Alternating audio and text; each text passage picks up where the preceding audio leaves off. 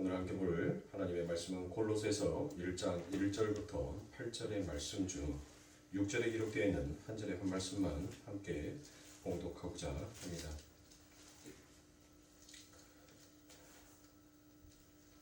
하나님의 말씀은 골로새서 1장 1절부터 8절의 말씀 중 6절 한 절의 한 말씀만 한 목소리로 함께 봉독합니다. 이 복음이 이미 너희에게 이르매 너희가 듣고 참으로 하나님의 은혜를 깨닫는 날부터 너희 중에서와 같이 또한 온 천하에서도 열매를 맺어 자라는도다. 아멘. 복음의 열매다라는 말씀의 제목을 가지고 함께 이 시간 은혜를 나누도록 하겠습니다. 참 밖에 눈이 많이 옵니다. 이 눈으로 인하여서 사람들이 전부 다 종종 걸음을 걸어 다니면서 참으로 힘듦을 말하지 아니할 수가 없습니다. 우리가 하나님 앞에 예배를 드린다는 것이 얼마나 힘들고 얼마나 어려운 것인지 또 이 작은 자연의 재해를 통하여서 우리는 명백하게 드러남을 또 볼 수 있습니다.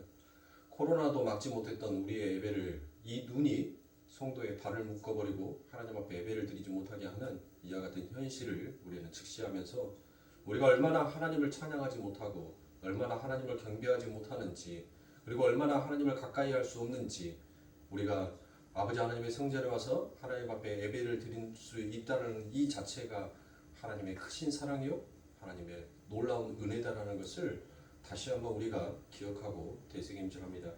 몸이 불편하여서 또 아파서 여러 가지 여건과 사정 때문에 예배에 참석하지 못한 우리 성도님들 어디에 있든지 간에 주님이 그 사랑의 끈을 항상 놓치지 않냐고 함께하고 있다는 것을 우리 성도님들께서 잘 기억하시고 또 하나님의 위로와 하나님의 사랑이 여러분들 삶 가운데 지금 내리는 차가운 눈보다도 더 뜨겁게 타오르시기를 주님의 이름으로 축원합니다.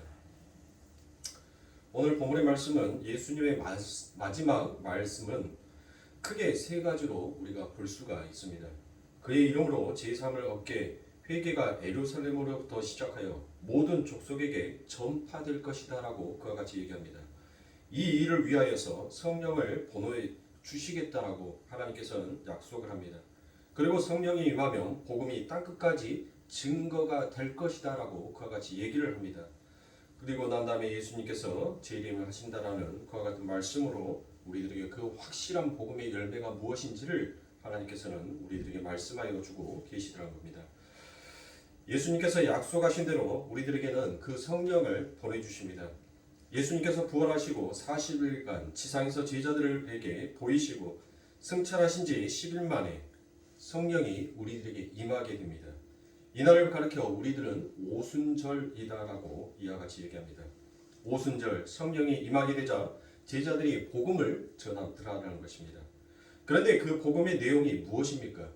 하나님의 율법과 성공주의.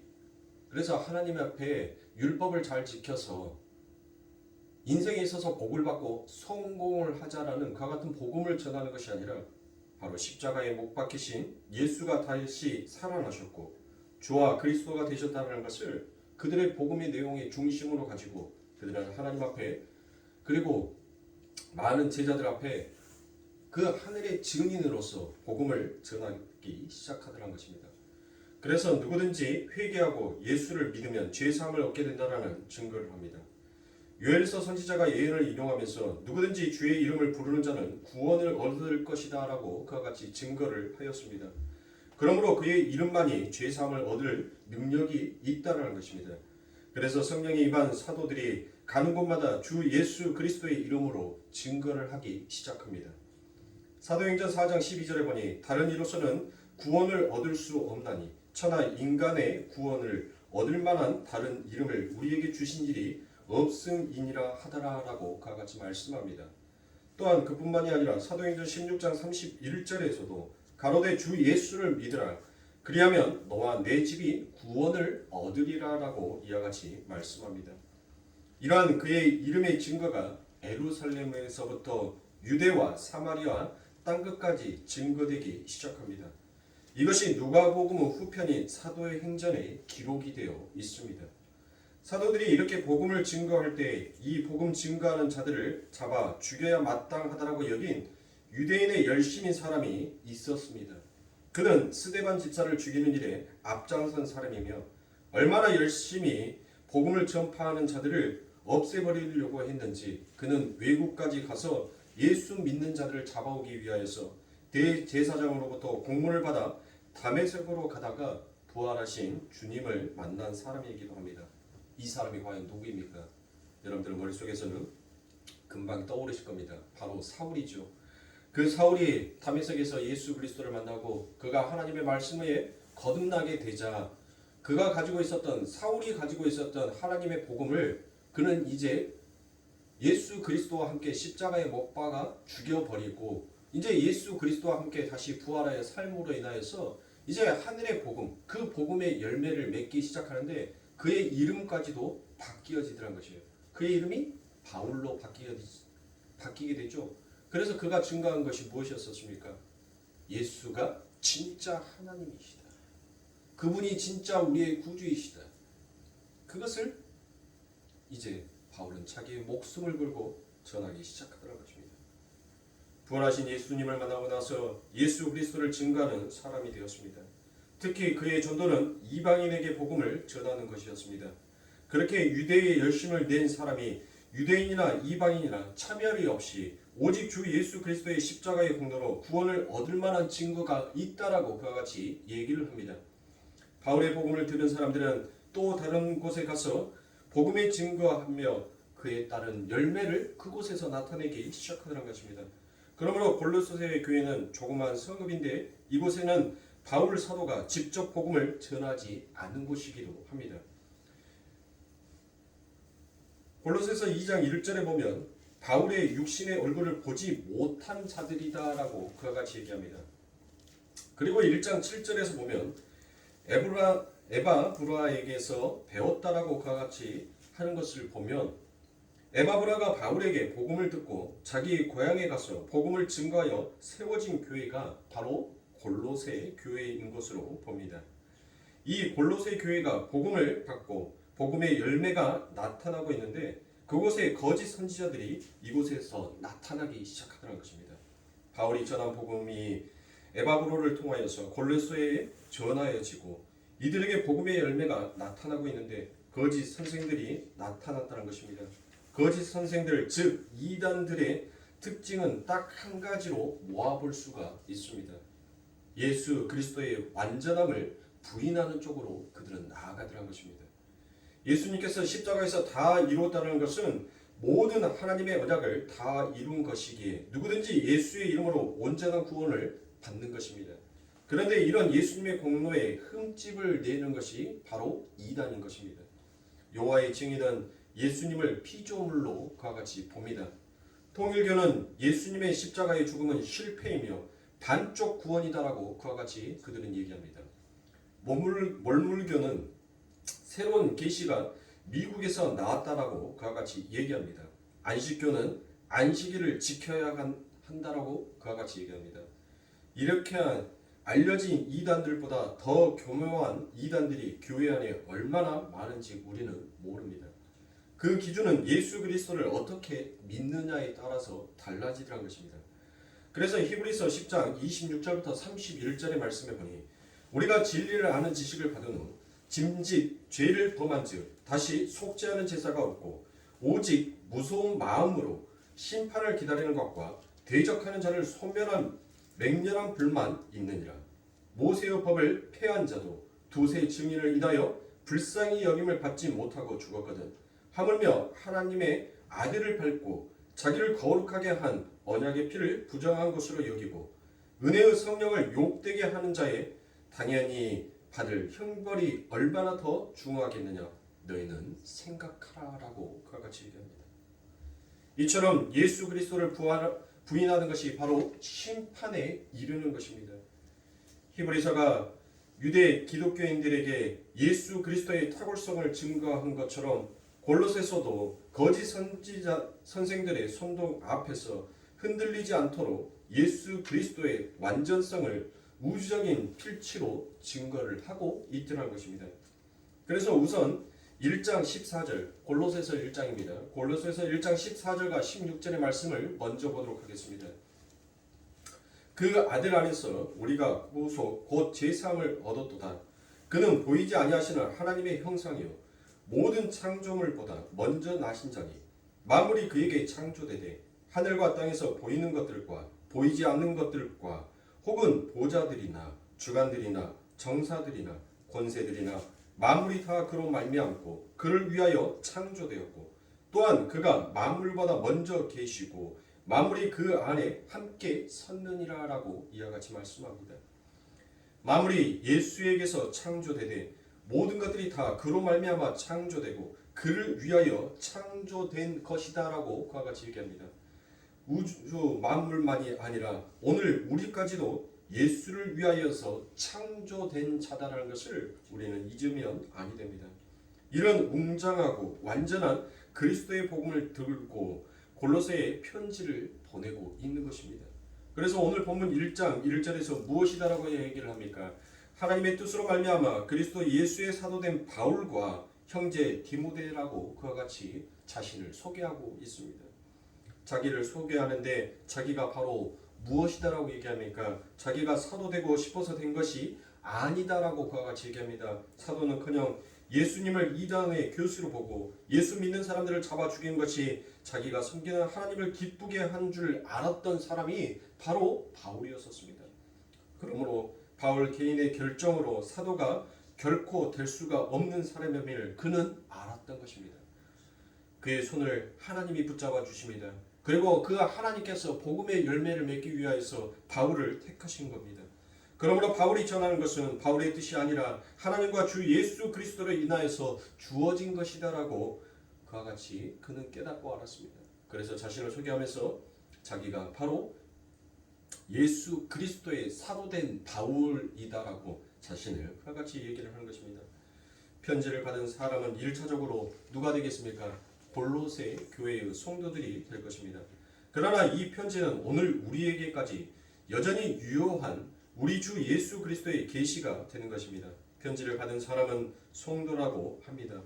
복음을 받기 전에는 세상의 다른 사람들과 똑같은 자였습니다.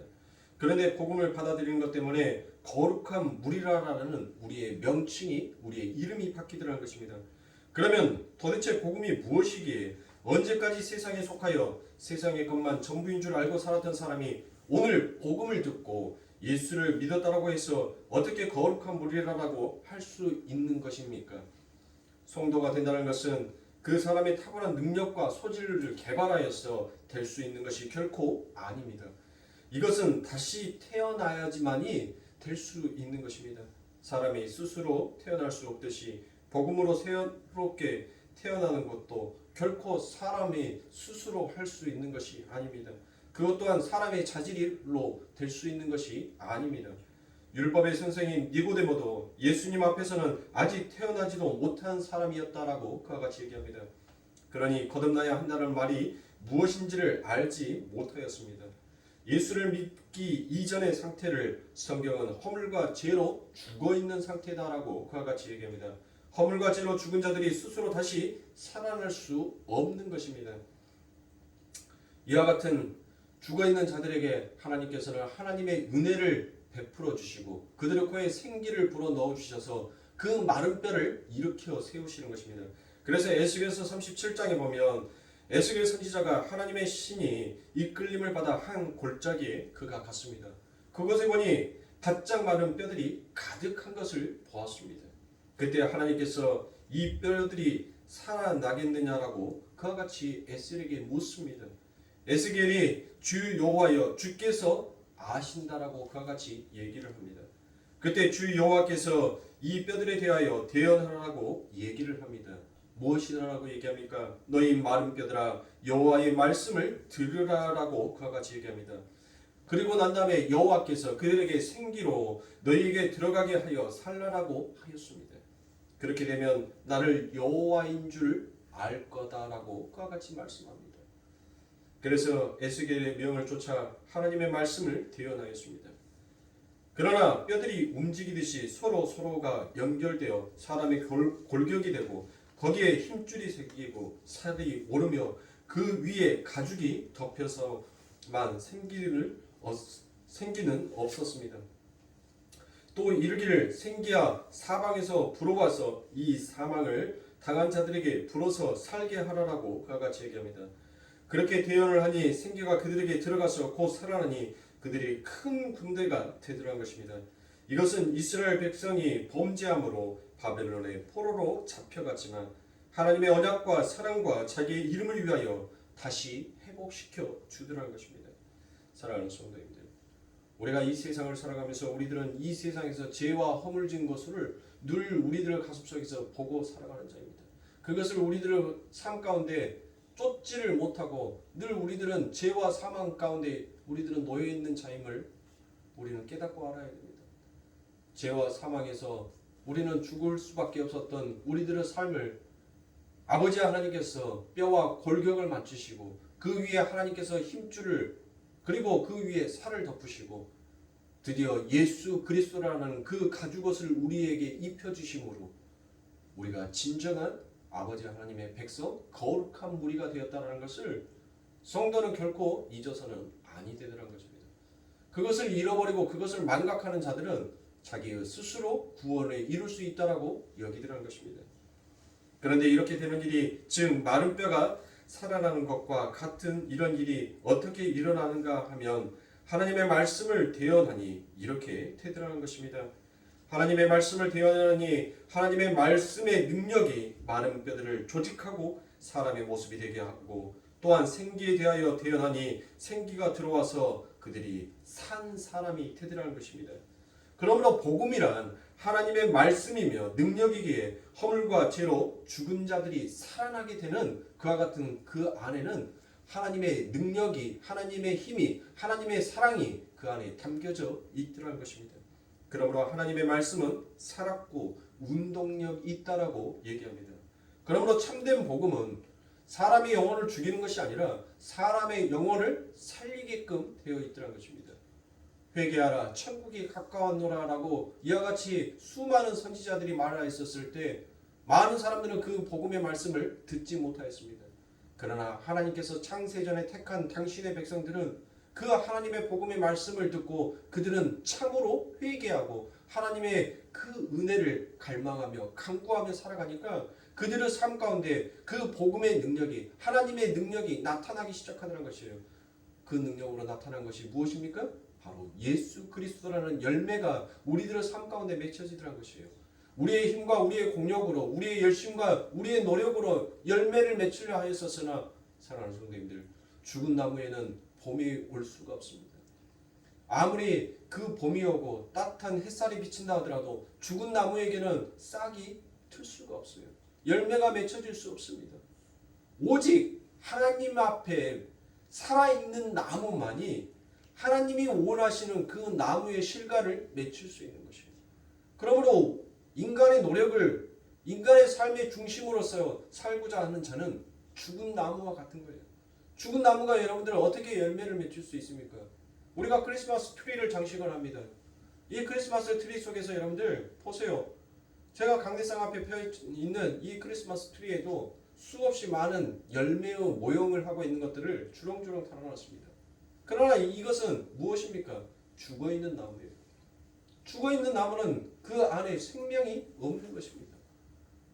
보기는 나무처럼 보이고 그럴듯하게 보이지만 그것은 우리들에게 진정한 기쁨을 줄 수가 없더라는 것입니다.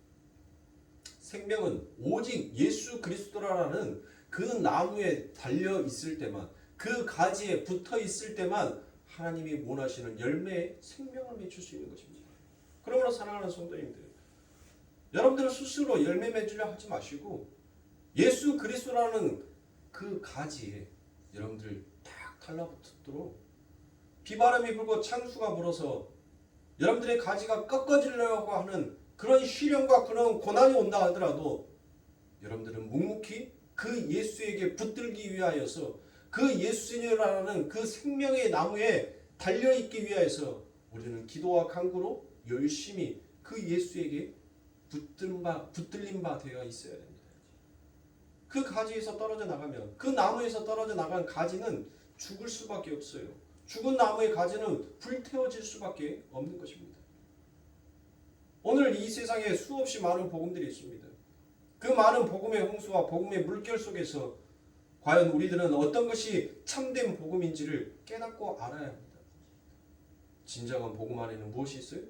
사람의 공력, 사람의 노력, 사람의 열심을 동요하는 그 복음이 아니라 우리가 얼마나 하나님 앞에 은혜를 잃어버리는, 하나님의 사랑을 잃고 살아가는, 얼마나 배은망덕하고 얼마나 죄와 허물로 죽을 수밖에 없는 자인지를 깨닫고 오늘도 내 삶 가운데 마른 뼈와 같은 나의 삶, 죽어있는 나의 삶을 그 아버지 하나님의 손길로, 그 아버지 하나님의 말씀의 능력으로 나를 세워 살게 하시고 걷게 하시고 뛰게 하시고 드디어 하나님이 원하시는 하나님의 군대로 만들기 위하여서 나를 훈련하시고 연단하고 계시는 그 하나님의 은혜를 우리는 더욱더 깊이 깨달아야 할 것입니다.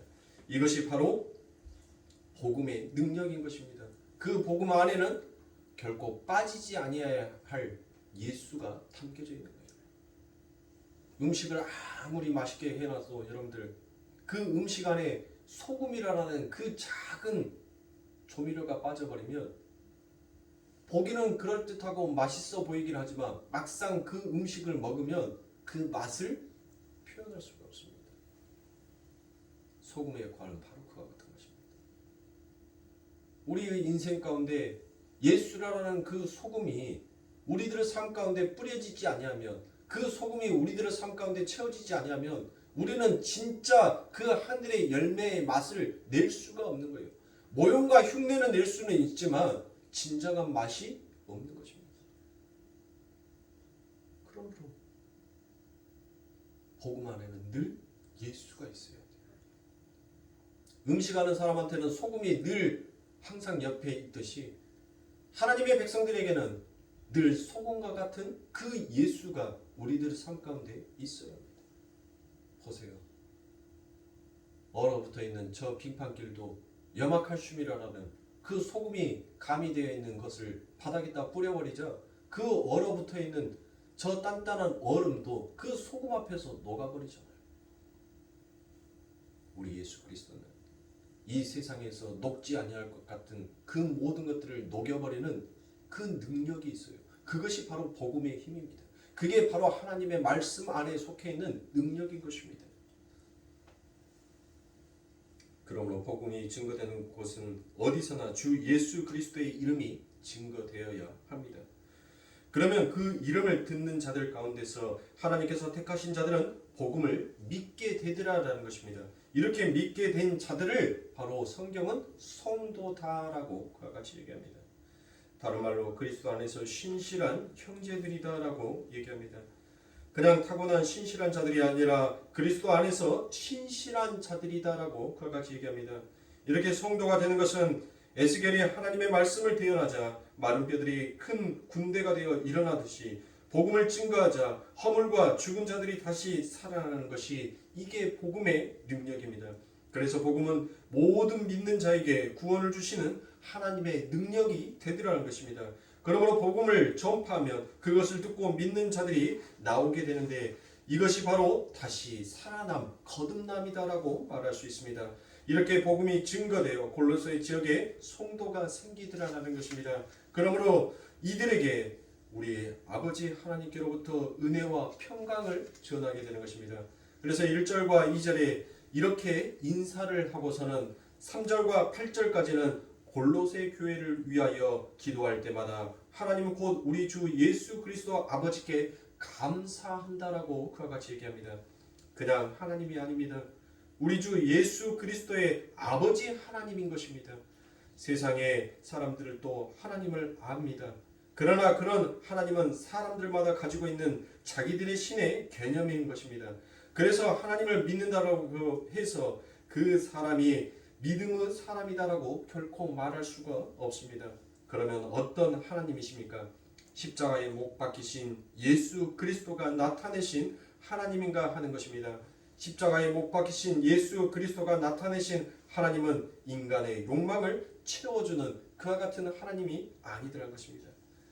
우리도 평소에 하나님을 믿는다라고 하는데 어떤 하나님을 믿는가 하는 것을 오늘 말씀을 통하여서 우리는 점검해 볼 필요가 있습니다.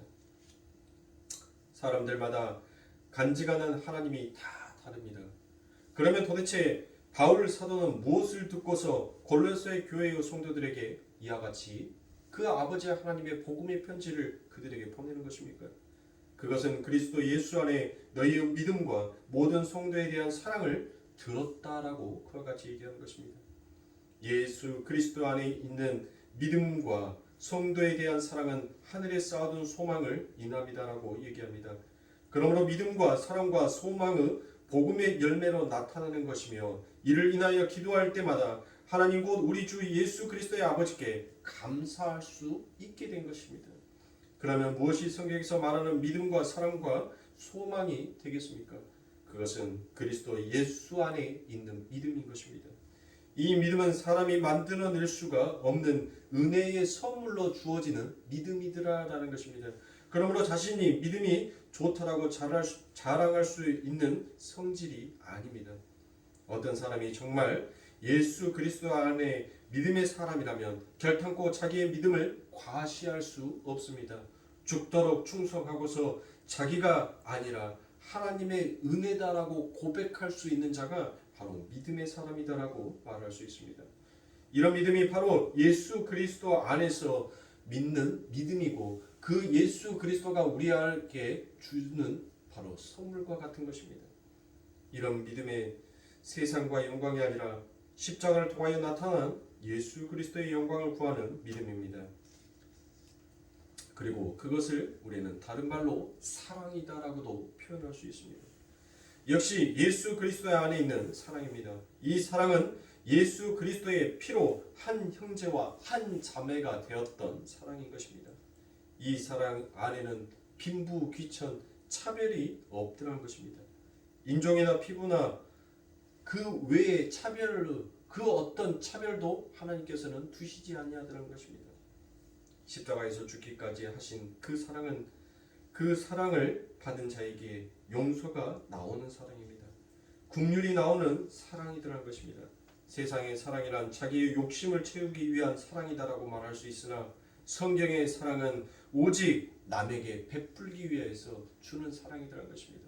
나를 위한 사랑이 아니라 남을 위한 사랑이더라는 것입니다. 그러므로 우리 예수 그리스도의 사랑은 바로 자기를 버려 그 형제를 유익하게 하는 사랑인 것입니다. 그래서 형제의 사랑으로 나타나는 것입니다. 이런 믿음과 사랑이란 결국 하늘에 쌓아둔 소망 때문에 나오더라는 것입니다. 그래서 오늘 본문 5절에서 하늘에 쌓아둔 소망 때문인데 이 소망이란 곧 복음 진리의 말씀을 들은 것이다 라고 그와 같이 얘기합니다. 그러므로 복음이란 땅에 소망을 두는 것이 아니라 하늘에 소망을 두고 사는 것입니다.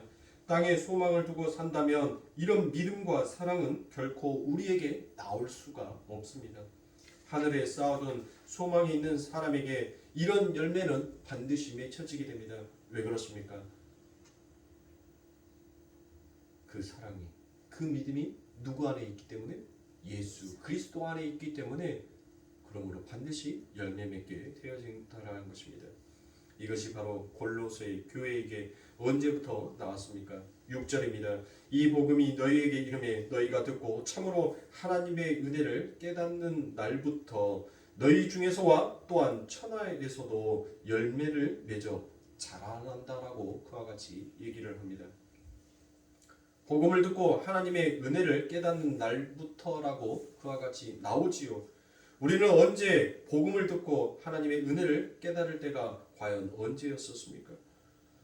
믿음과 사랑과 소망의 열매가 우리들의 삶 가운데 나올 때가 언제였었습니까? 만약 우리가 하나님의 은혜를 깨닫는 날이 기억나지 아니하고 믿음과 사랑과 소망의 열매가 우리들의 삶 가운데 맺혀지지 아니하였다면 우리는 하나님 앞에 회개해야 할 문제인 것입니다. 그리고 난 다음에 무엇 해야 합니까? 다시 복음을 듣고 온전한 진정한 아버지 하나님의 복음인 예수 그리스도를 믿어야 합니다. 만약 은혜를 깨닫고 날부터 믿음과 소망과 사랑이 있다면 그것이 더 풍성하고 충만하여 열매로 나타나도록 우리는 기도해야 할 것입니다. 부디 우리도 복음의 은혜를 깨달아 그 아버지 하나님께서 우리들의 삶 가운데 원하는 믿음과 그 사랑과 그 소망의 열매가 우리들의 삶 가운데 쌓아지고 맺혀지기를 간절히 원합니다. 더욱더 풍성하고 더욱더 충만한 가운데 그 아버지 하나님의 복음을 소망하기를 간절히 바랍니다. 그러므로 사랑하는 성도님들, 하나님의 복음을 듣고 우리들의 삶 가운데 일어나는 이 모든 변화는 나의 힘으로 이루어지는 것이 아닙니다. 모든 것이 하나님의 은혜임을 깨닫고 아는 자가 하나님 앞에 온전한 기도와 찬송으로 하나님이 원하시는 그와 같은 열매를 맺을 수 있는 것입니다.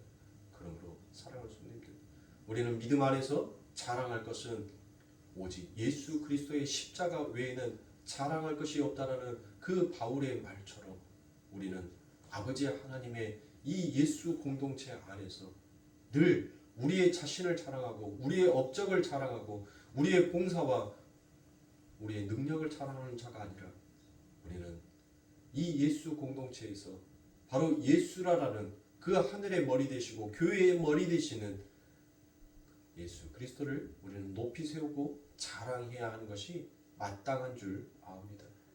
이 복음을 깨달았다면 여러분들의 삶 가운데 이 복음에 대한 믿음과 사랑과 소망의 열매가 더욱더 충만하고 더욱더 풍성하게 맺히게 해달라고 간절히 기도하십시오.